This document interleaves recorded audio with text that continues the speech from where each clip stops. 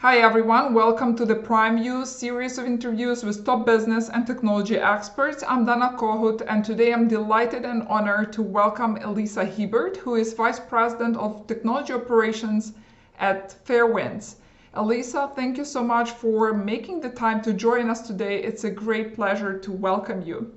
Thanks. I really appreciate the invite. I'm excited to be here. Elisa, tell us more about yourself, about the career trajectory. I know that you started your career from business development, later transitioned to account management, and I'm probably oversimplifying here, but right now you are tech leader at one of the technology startups. So tell us more about the steps in your career that have led you to your current position at Fairwinds. Sure. I grew up, my parents owned a pastry shop, and I would like count the register with my dad at night. And so it instilled in me this sort of sense of accountability and ownership, regardless of your role in the company or in the organization. And I think that thread has carried through in all the different roles that I've had. Um, After college, I worked for a couple of different nonprofit organizations.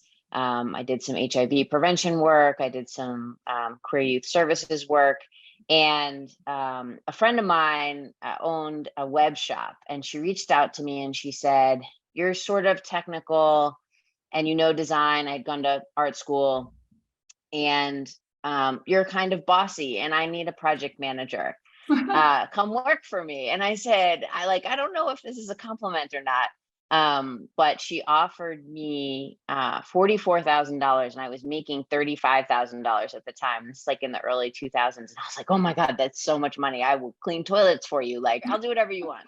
So I went to work for her, and I was there for 11 years, and I sort of grew up through the business side of the organization. So project management, account management, sales, customer support, business operations, all of that sort of stuff. We were probably had about 200 customers. They were all different sizes at any given time. And I really enjoyed that experience of working with both being customer facing and sort of figuring out how to make the machine of the business as successful for the company, for our customers, and for our staff as possible. I moved on from there, and I did enterprise cloud consulting for a while. We did application development. We did digital transformation. We got acquired. We were about 150 people. We got acquired by a big multinational called Amdocs. And I got the experience of working inside of this huge machine, which I had never had the experience of before. I'd worked with companies who were big machines, but I'd never worked inside of one myself.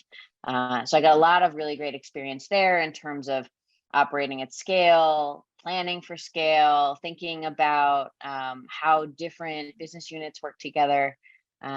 It became sort of clear that it was time for me to learn new things and stretch in new ways. And I was talking to a friend of mine, and he said, come be my VPE, my vice president of engineering. And I said, like, why would you want me to do that? I don't have an engineering background. And he said, I don't need more engineers. I need somebody who can organize the engineering group, who can mentor and coach people, and who can hire, and who knows about growth and scale, and how to be customer facing, and how to work on the inside of the organization. And so I moved over to where I am now at Fairwinds about a year and a half ago. So I'm the VP of Engineering Operations, and I work really closely with the software team and the services team. I have some brilliant engineers and technologists that I work closely with, and it's an interesting new adventure. So how difficult was that, and what was your motivation to join the company?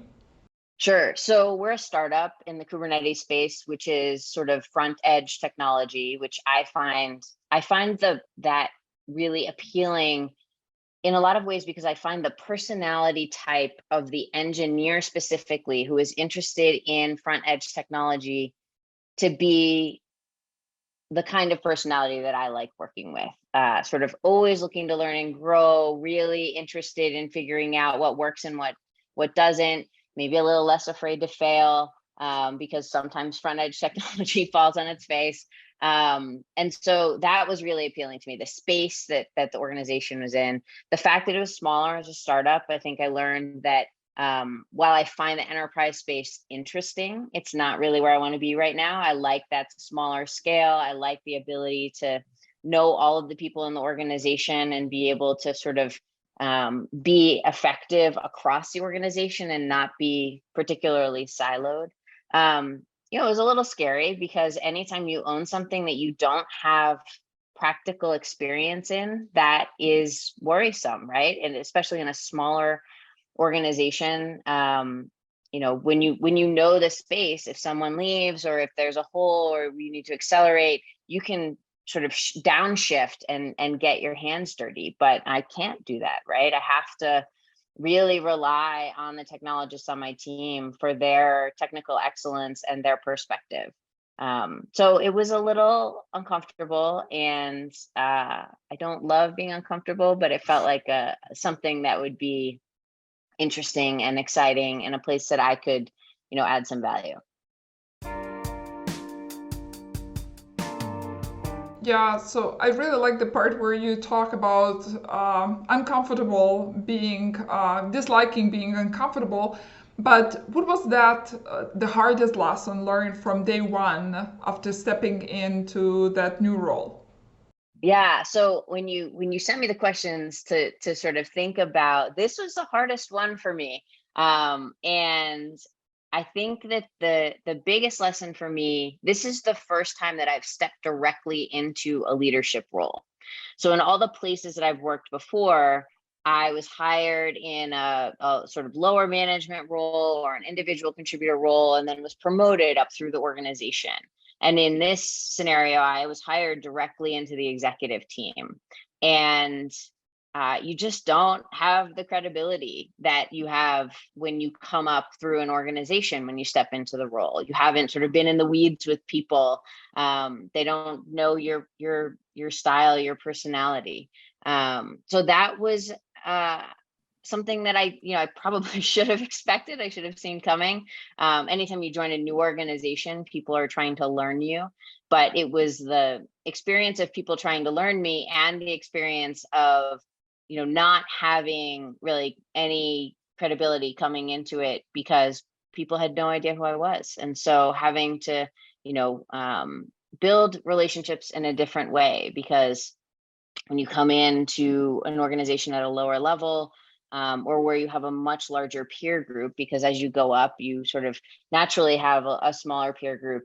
You have the opportunity to sort of build relationships on that sort of peer level. And when you come in a organization that has a hierarchy, which many do, there are some that are flatter than others, having the title can make people less willing to talk to you, less willing to be honest, less willing to tell you what they really think. And so there was a lot of me trying to be wrong publicly, trying to show people and model the things that I believe are necessary in a successful organization.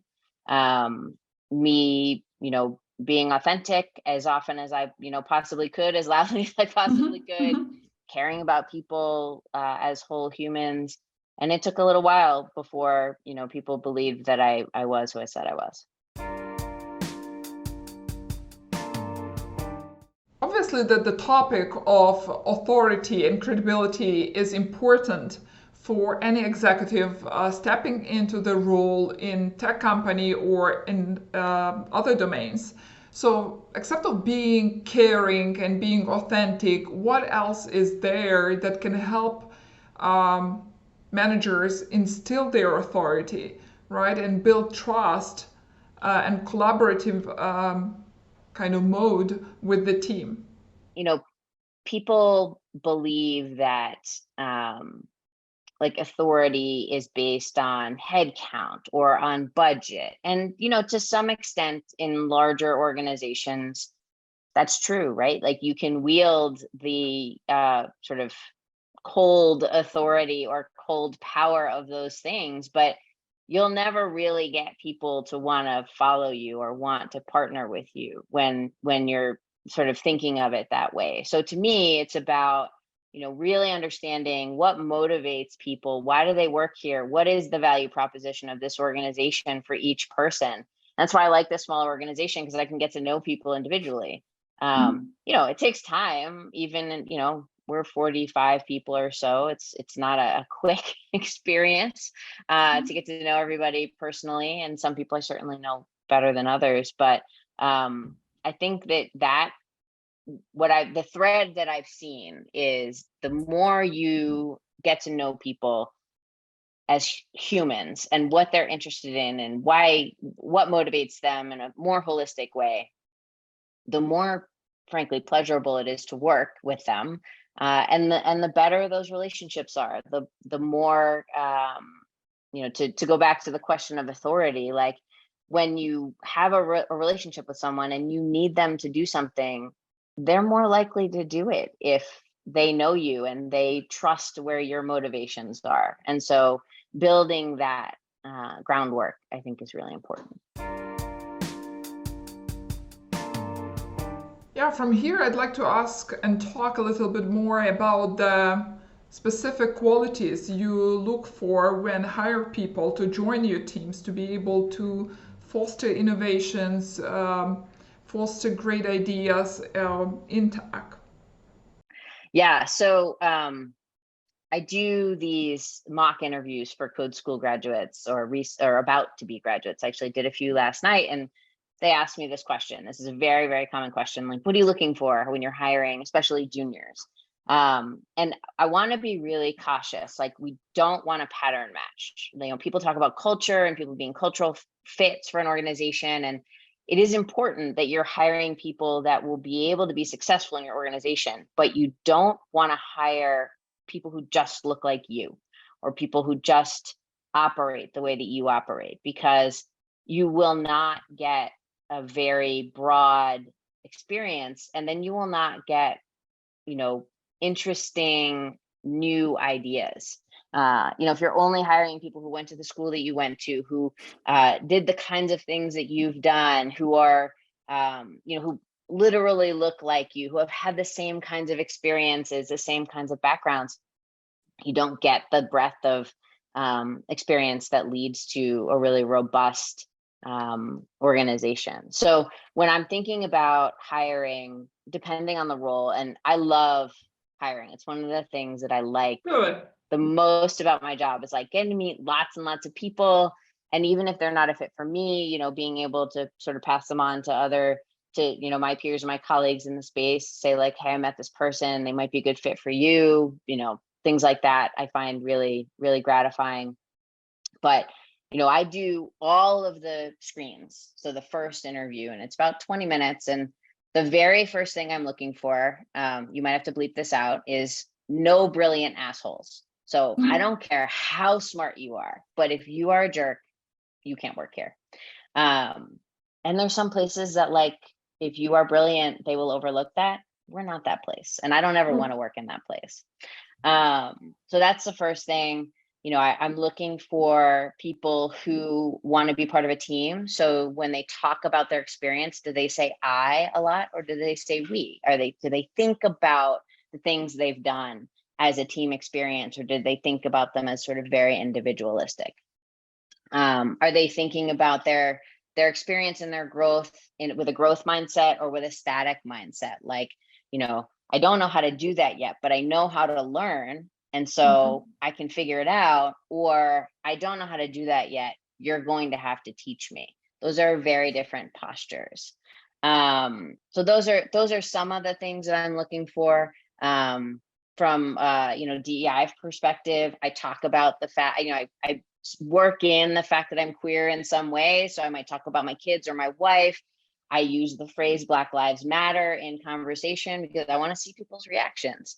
I want people who are really open to wanting to be a part of a diverse organization and not just want to be, but believe in the value of a diverse organization. And so those are some of the pieces that go into those conversations.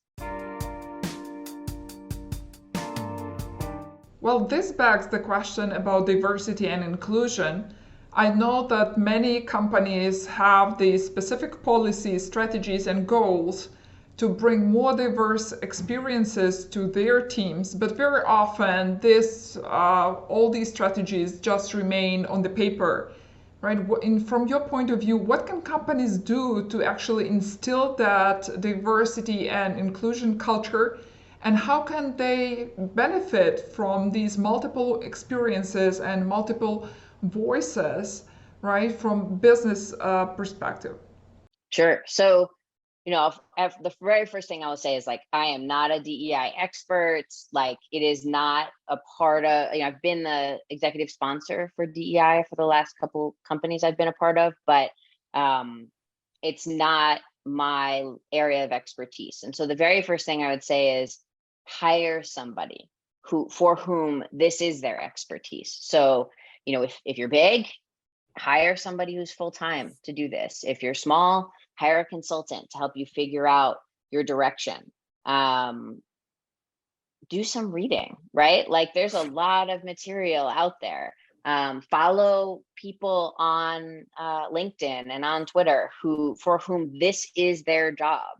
And follow Black voices, follow queer voices, follow voices with different religions, with different nationalities. Like, follow different kinds of people to listen to the things that are important to them and the way that they talk about what they value.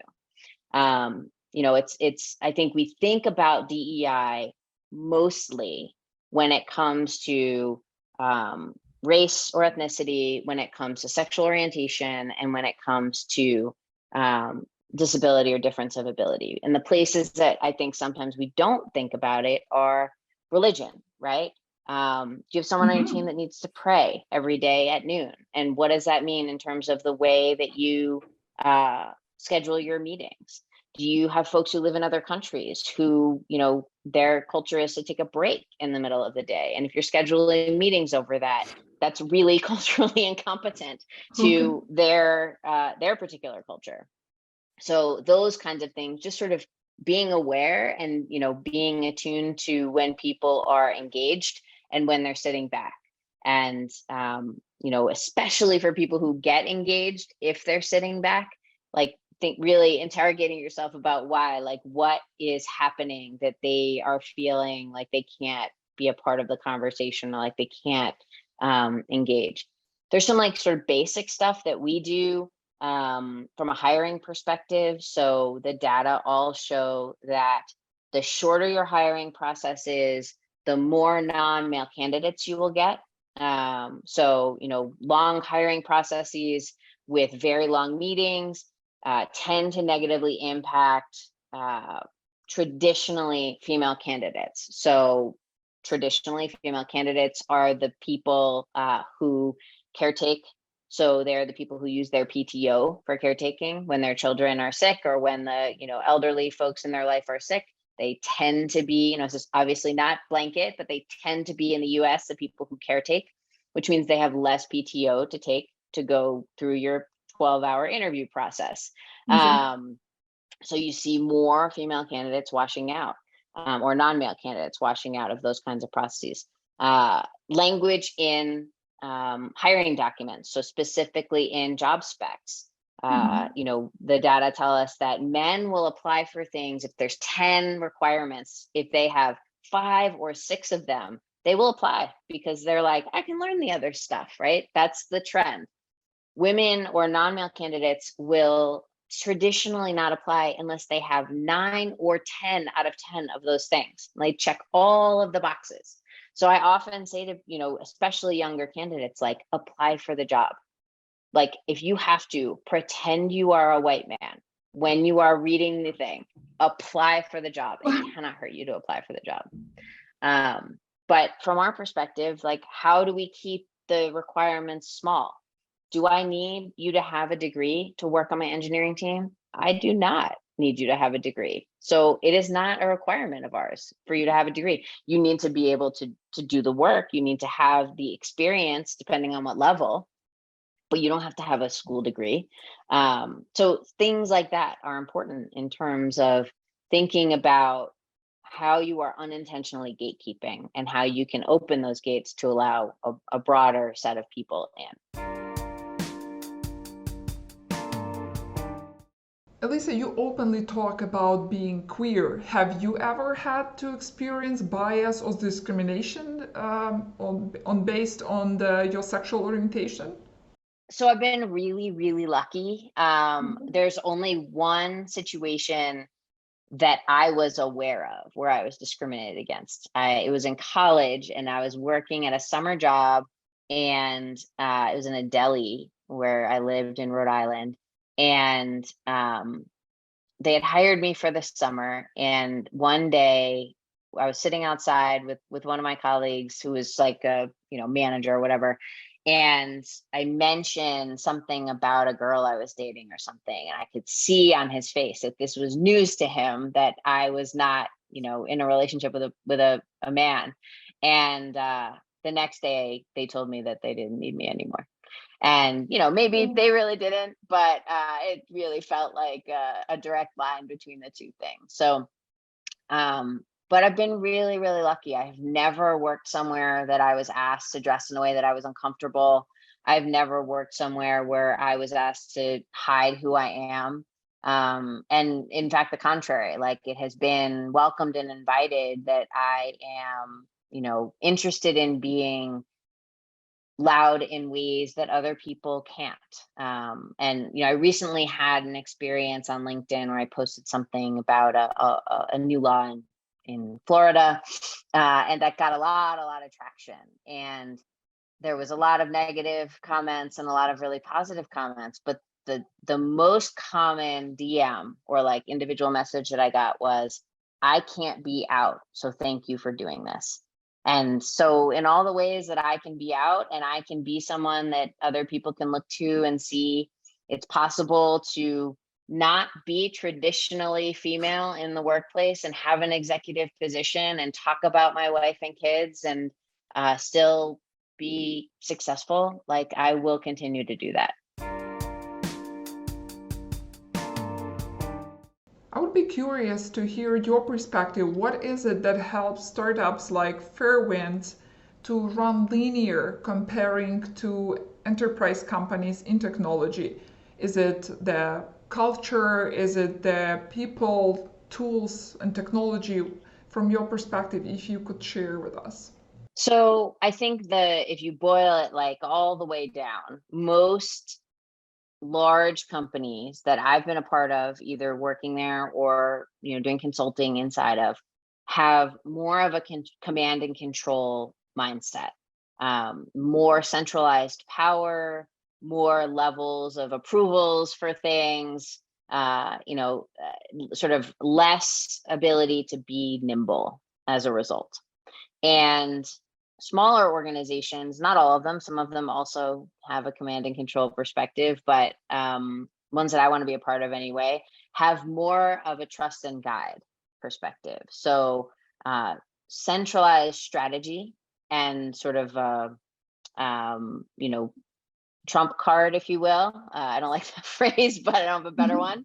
But really pushing authority to the edge and giving people the opportunity to test out new skills and have real ownership and accountability, with strong, leadership and mentorship and management, so that they can take those things on.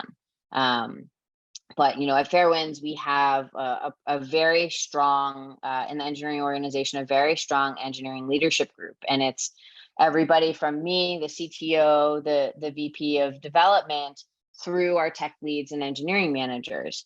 And we're, from the executive level, we're constantly trying to push authority and decision making down and give people the opportunity to really own those things. And I think that gives you the flexibility to, you don't have so many single points of failure, you don't have so many blockers or stacks of things that one person has to approve, which slows stuff down. And it doesn't, it gives people the opportunity to grow faster and in new ways and in really sort of real time experiences rather than in a theoretical way. This, in a way, preempts my next question about radical candor. I know you're a strong proponent of the philosophy, which is based on challenging directly and caring personally. But maybe you could tell us more about this philosophy. I don't know how many of our listeners would be familiar with it. I have to be honest, I've never heard of it before I saw your post on LinkedIn. Therefore, I went to research the philosophy, and I believe that's a great thing that could actually empower teams and help managers build better communication. So give us your experience of that philosophy, of that strategy, and how can managers across domains benefit from it? Sure. So Radical Candor is a book that was written by a woman named Kim Scott that I came to learn about maybe 4 or 5 years ago from a colleague in the Denver area. I'm in the Denver area. That she had given a little presentation at a meetup that I was at, and I was like, oh, this is really interesting in terms of a management philosophy. And so I read the book, and I think there's a lot of pieces that you can take away from it. But the things for me that are most important are the thing that is not important, like what you need to know is how what you are saying lands for the other person. It doesn't matter what you meant or what your intention was. What matters is what the other person heard. And so that is about your ability to be more direct with people. If somebody really needs to hear something in a very, very clear way, but you're uncomfortable with that, as a manager, it's your job to figure out how to get out of your own way. If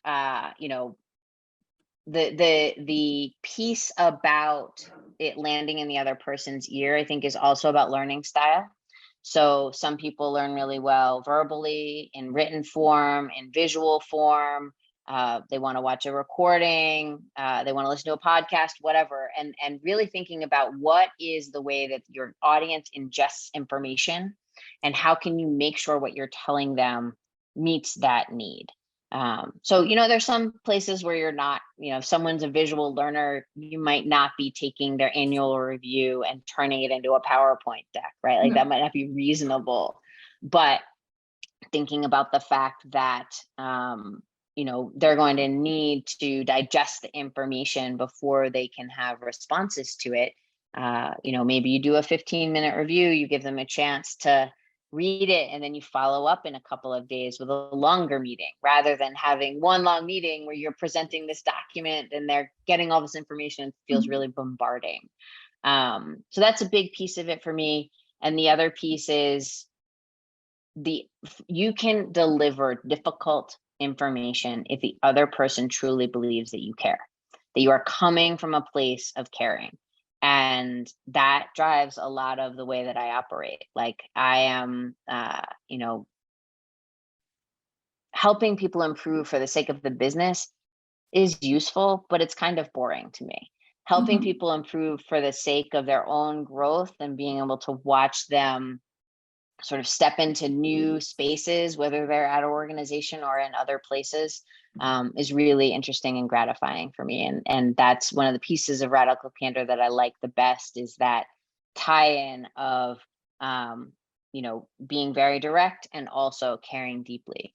And there's a chart, and I don't have it in front of me, for Radical Candor, where there's sort of quadrants that are personality types, let's say. And I used to be in the quadrant that was like the very sort of aggressive, overly direct, obnoxious quadrant. Yeah.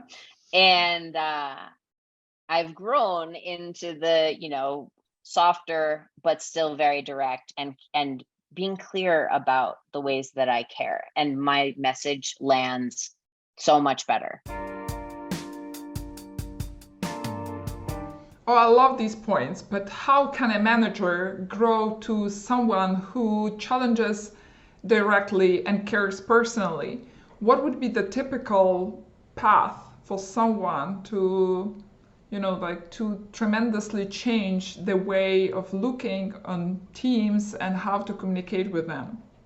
So it really helps to have people in your life, your manager, your partner, your peers, whoever, your friends, who are willing to tell you things that feel terrible. So, I had a manager many years ago. Uh, I had written this like really long email to the whole staff about how they couldn't be loud in the kitchen because it was right next to my desk and I was on the phone with a customer, and how was I supposed to do my job? And it was, it was this like ridiculous thing. And she was like, "You're right. Like, it's really hard to talk on the phone when people are like whooping it up in the kitchen, but you sound like a jerk, and so no one's going to listen to you." And so, what she said to me was, "It doesn't matter how right you are, how righteous Hmm. you are. If you sound like an asshole, no one wants to listen to you." And that was meaningful to me. And I had another manager several years later, had been working on this in, just taking a pause. Like if I needed to write that whole email to get it out of my system, maybe I didn't send it, right? Maybe I thought about, how are people going to take this? How is it going to land for the other person? Is it going to get the change that I am seeking, right? Like I'm writing this email both because I want to vent. That's definitely a motivation. I want to Hmm. yell at people because I'm mad. That's a motivation, but that's not very useful.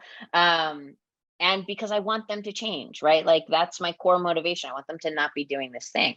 Is it going to get me where I want to be? And like slowing down and rereading it after, 20 minutes of relaxing a little bit out of my frustration, in a lot of cases, I don't send the email anymore, right? Like I might still write the email when I need to get it out. I need to like get it out of my system, but I don't send the email anymore. So that's, sort of a tactical way that you can evolve there. But I had another manager who said to me, like, "I know that you are doing these things because you really care about the health of the people and the organization, but you're coming off as really, really aggressive. And that makes people back away. And it's hurting your ability to get traction."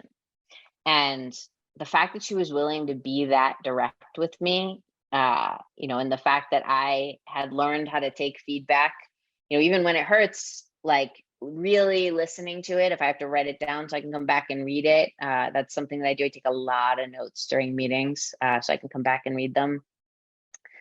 Help me really think about the ways that I was creating negative experiences for people when my intention was to create a positive experience. And so taking a little bit more time thinking about, how what I was doing was going to impact other people, and, what's the thread? This is where I want to be, and this is where I'm starting. Is it going to get me where I want to go? And if the answer is no, having to start over. Well, my last question is, Elisa, maybe you could distill your professional experience into few lessons for anyone who strives to build their career in a tech company to become a tech leader. What these lessons would be and why? So I don't know that it's specific to technology. I think there are different tracks you can take that will hone particular skills, but I think sort of growth in general uh, has a couple of pieces to it. So the first one for me that is like the guiding principle is be helpful. Like if I can point to a way that I've been helpful in any given day, I consider that a win. And that might be in my own organization. It might be, mentoring Mhm. people in other organizations. It might be helping, doing mock interviews with people coming out of code school. It might be like going over to my neighbor's house and helping him install his ceiling fan, right? Like there's a lot of ways to be helpful. Mhm. But finding ways to be helpful gives you an opportunity to have a view into other people's world. What do they need help with? How are they asking for help? How do they look like they're struggling, but they're not able to ask for help? And can you reach out? Those sorts of things. So I think be helpful is the core one. Care about the whole person. What are their motivations? You can look through this lens in a lot of different ways. Like what's someone's motivation for wanting to work from home? It might be that they don't have reliable transportation. It might be that they want to live somewhere that's really far away from the office. It might be that they have little kids that they want to have dinner with at 5 o'clock. It might be that they have an elderly person who lives with them that they need to bring lunch to, right? Like there's lots of reasons that people might want to work from home, and it's none of your business, right? So, but Mhm. caring about somebody as a whole human often opens that door to them telling you what their motivations are, what is driving their need. From a sales perspective, thinking about the motivation of someone that you're trying to sell to, um, you know, thinking about how whatever it is you're selling to them will help make them successful. And success might look like um, pushing more features out the door, and that might look like a bonus for them at the end of the year. It Mhm. might look like more headcount, which in their organization means more power. But understanding where they're coming from and how you can help solve some of their pain in a bigger way, I think has been a core piece of what has helped me be successful. Is looking at people as sort of whole people. And then I think you talked about this a little bit earlier, but learn to take feedback and learn to solicit feedback and learn to take it quietly and don't get defensive. And you will get defensive, right? Like as soon as somebody says something to you, like you're being Sure. an asshole, you're going to be like, oh my God, this feels terrible. Be gracious and be grateful that someone is willing to say things to you that are like, think about how hard it is to say that to somebody and then absorb it and write down what they are saying, write down the words that they are saying, because as soon as somebody says something that makes you defensive, you stop being able to hear them well and you won't hear the rest of what they're saying. Like you will hear it, but you won't be processing it. So if you can be taking good notes when someone's giving you feedback, ask them like, is it cool if I take notes? Because this is really important to me. And come back to it and read it. That's an important piece. And on the flip side, don't just hear the negative feedback, because it's really, really easy to focus on the things that you're doing wrong. And one of the things that I think makes people successful is when they can lean into the things that they're good at. You don't have to be good at everything, but if you can capitalize on the things that you're good at and as much as possible mitigate the things that you are not good at that negatively impact other people, right? Like I'm not a senior technologist. That doesn't negatively impact people. So I don't have to focus on growing that skill. I can if I want to lean into that, but it's not something I have to focus on fixing. Being aggressive was something I had to focus on fixing because it was negatively impacting people. So hearing the positive, hearing the challenging stuff, and really thinking about which pieces are the most important to focus on, and being grateful for the feedback, saying thank you, and constantly asking for feedback from different people, I think gives you a good holistic perspective on how they see you. Yeah, about the negative feedback, working in the past in sales, I have actually learned to take the negative feedback and appreciate it. Sometimes your customer might leave, and if they are willing to give you feedback why they are leaving, it's actually that learning point where you can learn how to become better and serve your customers, right? Improve your service next time. So this is something also I try to instill in my children. I teach them that if there is a teacher who only gives them the positive feedbacks and praises their work, it's not necessarily that the teacher like personally cares about their success, but when there is like negative feedback, hey, you need to improve here and there, these are your gap areas, this is something that might be a hard pill to swallow, but actually gives you the real picture of your skills and what has to be improved. So yeah, thank you for bringing up that topic of feedback. I really love it. That also talks a lot about the people you have to surround yourself as a leader, right? That would be willing to give you the feedback, that willing to make the effort to improve you, right? And that is not always that easy. I believe the higher you go up the hierarchy, the less credible, feedback you would get. People would try to please you rather than, pointing to your like drawbacks or some, like giving you negative feedback, not to offend or to get impacted by that. Yeah, I agree with that. And, this can sort of leak into the political space, especially in the US, when you think about the big division between people who have wealth and people who don't, and perspectives around people being lazy and people wanting to just sort of mooch off the system. And I worked in nonprofit for 5 years full time, and very few people that I met were not interested in making themselves better, creating a better life for their family, and using those systems to help as a lever to help get there.